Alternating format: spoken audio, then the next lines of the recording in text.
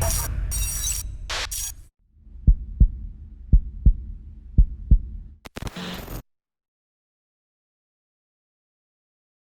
everyone, I'm Andy Edgerton from the relationship management team at Sennheiser. You're watching The Pulse, and today I'm here with my good friend Frank Turner. Hello.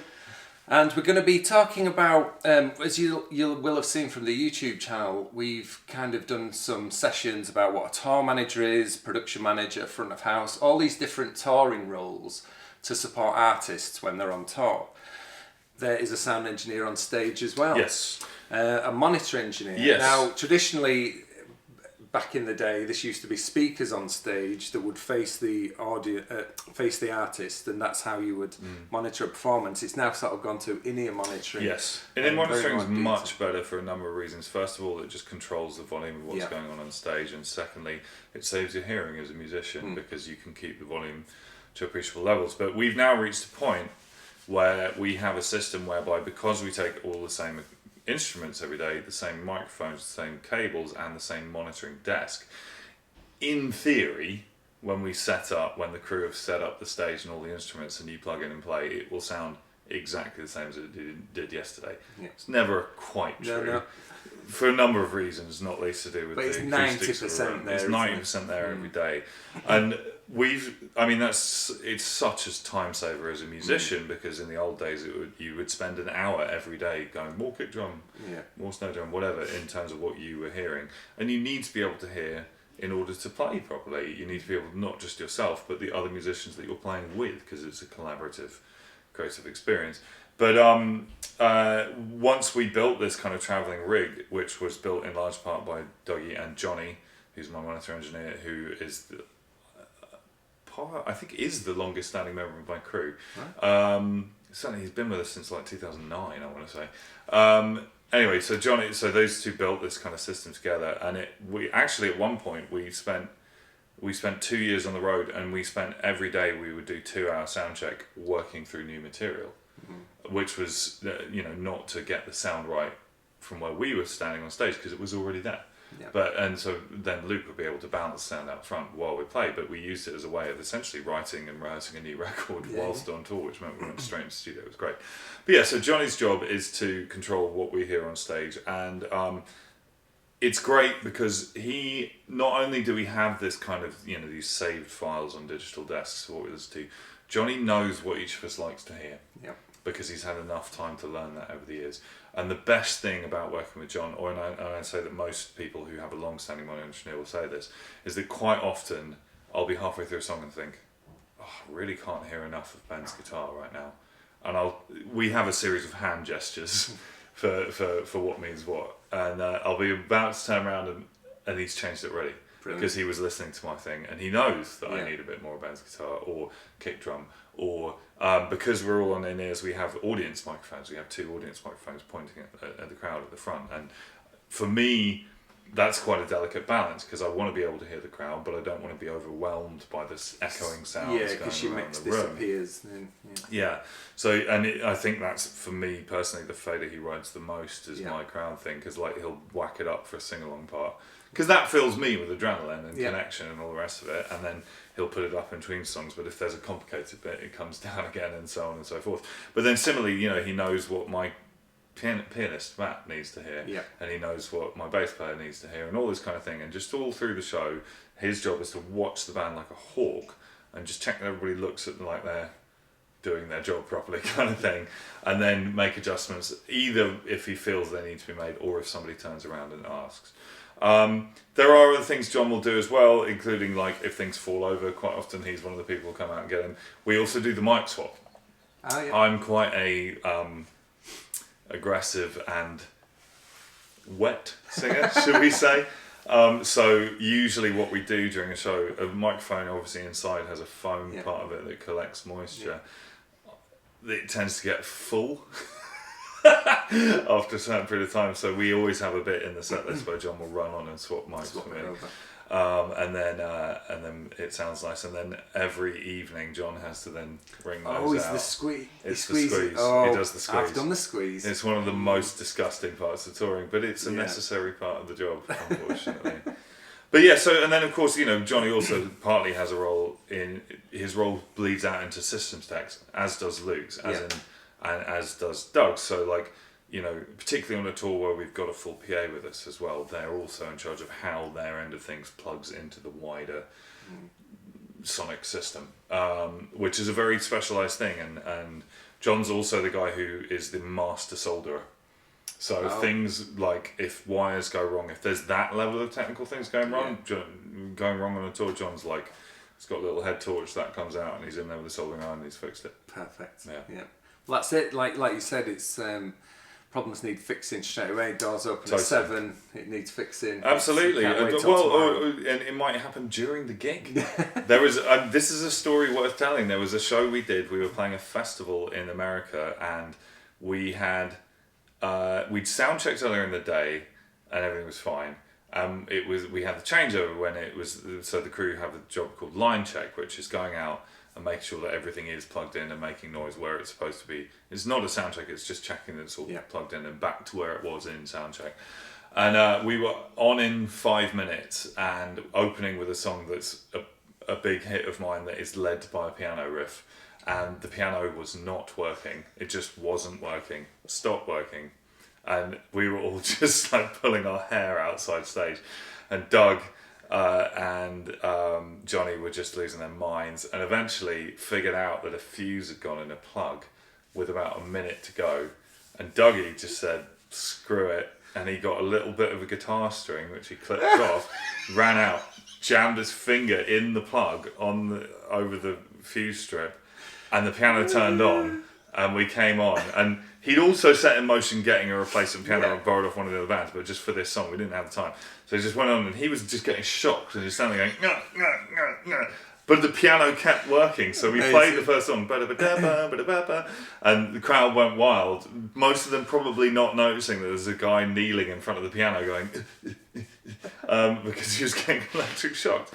And then, and because this is the thing, the show has to go on, and one of the things about crew roles, and I'm sure you talked about this before, and it's one of the things that's made the last year so difficult, is that part of the job description is to stay out of the way of the audience's perspective.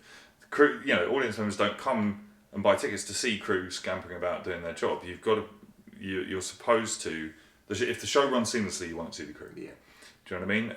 And a lot of the time there's kind of panic going on backstage. I remember, and quite often I can see it and the audience can't, like out the corner of my eye, and it's quite funny. We did a gig in Leeds one time where the crowd was so incredible and in terms of dancing and jumping, that the PA was going to fall over. And this was during the first song. I could just see there was quite a lot of panic going on.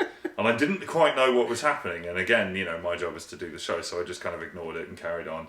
And then everybody stopped panicking and we carried on and finished the show, and it was an amazing show. And afterwards, Doug and Johnny were just like, the PA was about to be knocked over by the crowd, just jumping up and down in front of it, and it was sort of wobbling and stuff. So, but they did their job because I didn't notice. Scurrying around trying to strap it down. Or exactly, using the magic tool of all roadies everywhere, which is duct tape. Brilliant. Although, if I may jump in quickly, by the way, here's the thing that people need to know. The word roadie is a trick question. Right. There is no such thing as a roadie. Go on. If you use the word roadie, it means you don't know anything about how live touring works. Nobody on tour uses the word roadie, right? That's true, Yeah, and it's like, because I have friends who are like, oh, it can't be a roadie, sort of thinking, I can carry a guitar amp around. Yeah. And it's just like, it's an incredibly high-skilled set of different jobs. It's true. No one's really a roadie. A roadie is a word that's used by people who don't know how the back end of things work. So if you're interested in the job, stop using the word roadie. Don't use it if you're going into that environment. I guess it's like historical from maybe the 70s. Totally, and it often gets used as guitar techs more than anybody else, or backline techs. But nevertheless, that is a specified role, which is very different from what the production manager and the monitor engineer and front of house engineer does. It's a very specific skill set. And the best way I can put this is that I'm not qualified to do the job of any individual on my crew. I do not know how to be a backline tech. I do not know how to be a monitor guy. I do not know how to be a front of house engineer or a production manager. I don't have those skills. And I don't mean to sound off at this point, but oftentimes people talk about these roles as if they're kind of easy. And they're not. They're harder than what I do, as far as I can see. Yeah. It is a real skill set. So let's move on to a backline tech. So this can cover a multitude. So I think as bands and careers sort of advance, what have you, you get what's called a principal tech. So you'll have some bands who have like each member will have a tech, you know, the sort of bigger bands, or if you like. Yeah. When you're starting out, like as I did, I'd drive the van, I'd set up the backline, I'd then do the monitors. It was like a multitude of roles. So a backline tech could be a keyboard tech, a playback tech, guitar tech, that kind of thing. Yeah. But let's just talk about the techs that you have on home. What you sort of not expect, but what value you sort of get from those? Yeah, well, so as you say, it will the number of techs you have with you will kind of expand or contract depending on the size of the rooms you play and the budget you got, all that kind of thing. Our main tech is backline tech is a guy called Kaher, who is a very, very dear friend of mine from Northern Ireland, who has been with us for years and was a friend of mine for years before that, who is brilliant. I guess when we have more techs, he is more specifically a guitar tech. Yeah. But he will do a bit of everything as required. Again, it will depend on the budget. Like, for example, when we go to Australia, we can't really afford to take more than one tech with us. I mean, and there is some blurring of the roles here. So Dougie will also effectively be backline teching during the show. He's production managing the rest of the day, but once the music's running, he's helping out on the teching side of things. But so Karen's job is essentially instruments and equipment, very specifically as they're happening. Not so much microphones. That's more Johnny's job as the monitor guy. But so every day, Kaher will get up and he will restring my guitars for me. Ben, my electric player, generally restrings guitars every 3 or 4 shows. He has different feelings about that. And then, of course, about once a month, there's the dreaded day of the mandolin restringing, which everyone hates because it takes forever for an instrument we use on like 2 songs. So he has a multitude of different roles, but so he'll restring guitars, get them in tune, make sure they're all working properly. If they need any kind of setup deal, as in terms of adjusting truss rods, all that kind of thing. So he's an expert dealing with guitars. Ditto with amplifiers. So every day he'll get the amp set up, he'll get them sounding how they were sounding the night before. If a valve needs changing in an amp, that gets changed. We use Kempers, which are digital amp modelers, as part of our sound live. So he'll get those set up. And just little things like at the end of a tour, one of the great things about Kempers is I have a set in the States and I have a set in the UK. If I've made some adjustments to my sound that I like in the States, he then saves all of that backs it up onto a drive. We fly back to the UK, he loads it back up. I have the same sound I had in the Atlantic. Wonderful. And indeed thinking about things like, if an amp goes down, getting a replacement. In liaison with Dougie, obviously, who is the overseer, as we've discussed. But yeah, so it's keeping an eye on all the equipment, making sure it's all in tune, it's all working, it's all doing what it's supposed to do. But also during the gig. Now we play, any type of gig this is true, particularly if you play kind of energetic rock and roll shows, things fall over or break or whatever. And Kaher's job, probably his main part of the job, is to keep an eye on that during the show. So he watches, in particular, because I'm the front man or whatever, he'll keep a very, very close eye on me. And one of the reasons I love working with Kaher specifically is that he has been the front man in many bands himself, and he kind of knows what I want. Yeah. So, but if the mic stand's looks like it's going to fall over, he'll come fix it, or if it's drooping or something. If I break a string, he'll run out and change guitars with me. I change guitar every 3 songs anyway, and I have identical pairs of guitars, so that when nothing's going wrong, whilst I'm playing one guitar, he is cleaning the sweat off the other one, he is tuning it back up, he was making sure everything's all ready to go. 3 songs later, swaps it out, does the same thing again. It means that the instrument that I'm playing is tip-top all the time. But then similarly, some songs I will play electric guitar with an acoustic. In fact, in some cases it changes halfway through and it'll be marked on the set list a very specific moment where he has to run on and do a guitar swap with me. So all that kind of thing, and if something breaks while you're playing, which happens all the time, suddenly it's like my guitar's not making any noise. 9 times out of 10 because I've managed to unplug it somehow. But again, that's his job. He runs on, he goes, "You idiot," and plugs it back in again. And even just the little things, like if I'm doing the show and there's something going wrong or bothering me or that just needs communication to the crew, when we do those guitar swaps all the time, I pop an ear out and I'm like, "Hey mate, there's somebody in the front row who's not okay," or indeed, there's something wrong with my guitar amp, or do you want to go to the bar after the show? No, I'm kidding. I mean, well, sometimes. You get a drink. Yeah, well, I mean, can you get, because, keeping an eye on hydration on stage is very important. All that kind of thing. So, it's just really, really keeping a hawk eye on what's happening on stage. And I do remember years ago, first encountering a proper guitar tech, because I think with a lot of bands, when you come up, you sort of have your mates do it, and it's all a bit of a laugh.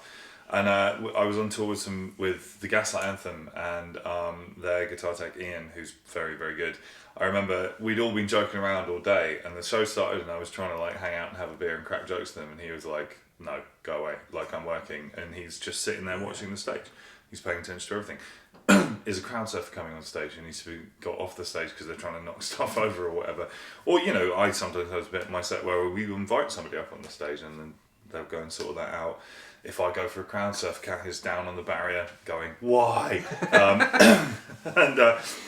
So he's kind of like, so he's the equipment technician, but he's also kind of generally keeping an eye on the chaos and making sure that everything is running smoothly. And if something isn't, then he's fixing the problem. Again, as we were saying, fixing the problem there and then, just getting it done. So that's Cat's job. And when we do bigger arena tours, we will have a separate. We generally speaking will have even in mid-level tours we'll have Cat doing guitars, and then we'll have another tech doing drums and keyboards, because we set up the drums and keyboards at the back and guitars at the front. So there's kind of a frontline tech and a backline tech, as it were. Ah, good. Do you see what I did there? Yeah, very good. And we have, I mean, as you mentioned, some bands get to a point where they will have one tech for each member of the band, and that's a dream. We haven't quite got there yet. Finally, the last role that we're going to discuss is a lighting technician or lighting designer. So again, this role can, on some shows you might have a lighting designer who will, say we want these lights, we want this certain look, and then you have an operator who would go and run that show.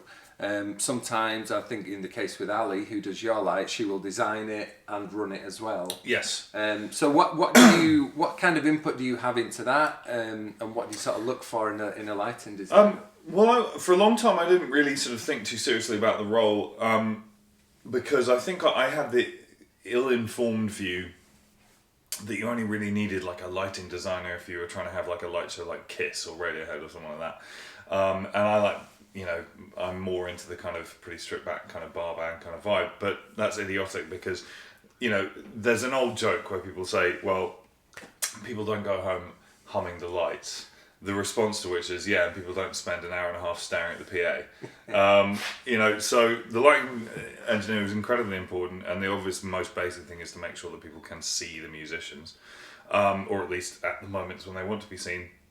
But that's the base level. You can go all the way up to having very dramatic light shows, and people like Kiss and Radiohead have very dramatic light shows. But once I kind of realised that there was a kind of art form in here, and there is kind of an opportunity to do something interesting with it, it's really cool. And it can be as simple as like bringing things down to a spotlight when it's a solo number, or it can be kind of like flashing lights that go with an energetic part of a song. All that kind of thing, and she's at the front of the house and she's operating the board, and she's almost playing it like an instrument. And what that means is that Ali is somebody who I probably communicate with more before a tour than most, because she wants to know roughly what the set list is likely to be, what kind of imagery I have, whether we want to tie that imagery into the album campaign. So we'll get backdrops made that have the album artwork on, or whatever. And sometimes we have kabuki backdrops on backdrops. So you'll have one up and that falls down, and there's another one underneath. So there can be a whole ton of different approaches to and levels of involvement with it. But again, every day Ali wants the set list before lunchtime because she's going to program. Yep. Maybe move things around if I've moved them around, whatever it might be. But it's very I feel a lot of the time like she's playing an instrument. Yeah. A visual instrument to light you up and what have you. Fantastic. I'm going to say a little bit about We Make Events, actually. So that is something that you've been heavily involved in helping us get along, because a lot of these roles that we've been talking about, have struggled with the pandemic. Everything's shut down, everything is gone. So it's been a very, very tricky time. I'm looking forward to everyone sort of coming back and getting back to work and what have you. So I think as an audience member, just give them a high five or a little round of applause or something when they come back, because they do live in the shadows. And well, it's what we were saying earlier about the fact that if you're doing a job well as a crew member, you tend to be invisible to the audience. That's kind of the idea, because people come to see a band or an artist or whatever do their thing, and the crew's job is to facilitate the artist doing the best they can. But it's so important to say that without my crew, you wouldn't see me on stage. I'd barely get there. I wouldn't know where it was for a start, and the lights wouldn't be on, and it wouldn't sound like anything. You know, it's like there's a huge support crew facilitating my performance every single time I go onto stage, and you know, it needs to be recognised, and it's such a very specific set of skills, and a lot of these are skills that have been learned over lifetimes on the road, and these people who cannot earn when there's no shows happening. They're not getting, you know, income from royalties or streaming or merchandise, whatever it might be. You know, they get paid when they do a show, and if there's no shows, they're not getting paid. So the last year's been really awful for crew people. And as I was saying earlier, these are not kind of just throwaway jobs. These are very, very highly skilled technical roles. So, yeah, when the shows come back, buy someone on the crew a beer. Yeah. Do you know what I mean? And even better than that, if you're comfortable with it and it's safe and all the rest of it, give them a hug. They've had a rough year, and they'll be up for it. Especially Luke, my front of house guy. Give Luke a hug. And yeah, if anyone does want to donate or check anything out, please go to wemakeevents.com. But that wraps up what we're doing on The Pulse for today. Please check around the other videos. Frank's going to be doing some more things for us as well, so make sure you look around and check it out. Thank you. Thanks. Thank you. Don't forget to like and subscribe to see more videos just like this.